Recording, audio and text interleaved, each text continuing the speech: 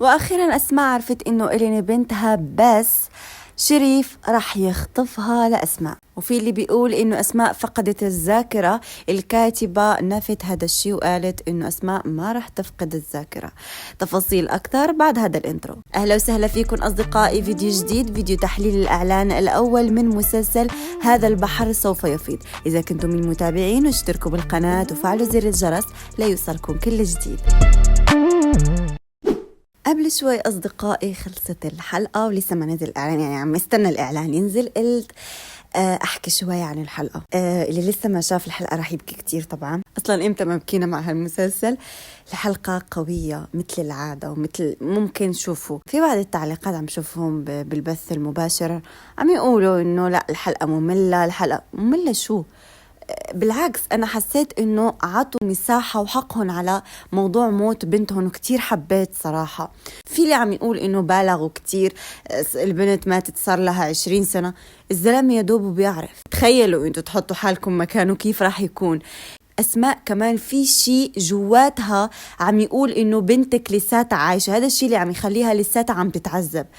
إحساس الأمومة، فهمتوا؟ هي مو عارفة شو عم بتحس، مو عارفة إنه هذا الإحساس إنه لا بنتك لساتها عايشة، لهيك لساتك عم تتعذبي، ولساتك مو متقبلة إنه بنتك ماتت وما شفتيها أصلا. فبالعكس أنا كتير حبيت الحلقة، المواجهة اللي كانت بيناتهم، المشاهد تبعهم عن جد خرافية، تمثيلهم شوفوا عن جد هالثنائي في كيمياء بيناتهم رهيبة.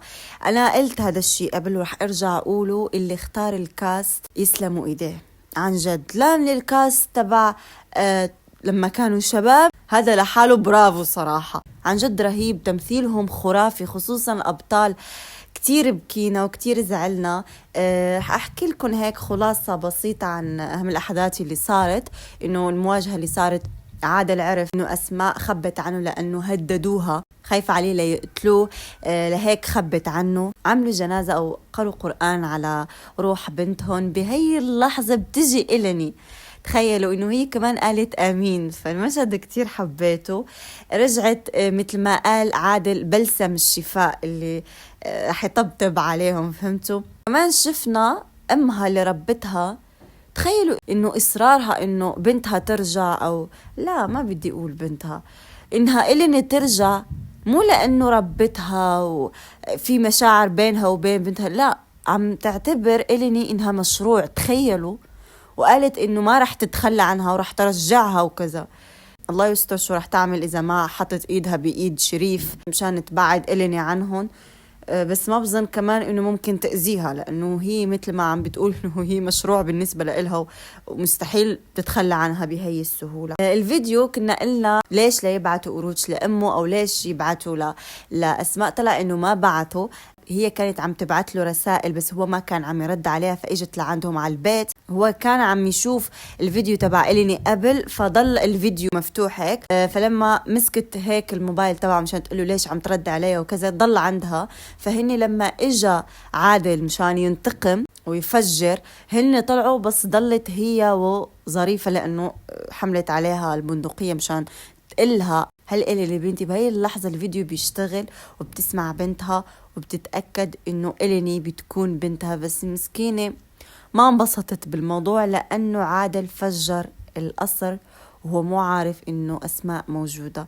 بخصوص إليفي، إنه طلب منها شريك جيب معاها الموبايل اللي فيه دليل اللي ممكن يسجنه، فهي بتروح لأنه عم يهددها بابنها، فراحت لعنده. بس هو ما وفى بوعده وما عطاها ابنها، بالعكس حمل المسدس مشان يقتلها، لأنه كان هدد أسماء وقالها إذا ما إجيتي كل يوم أخذ روح من الكوتشاري.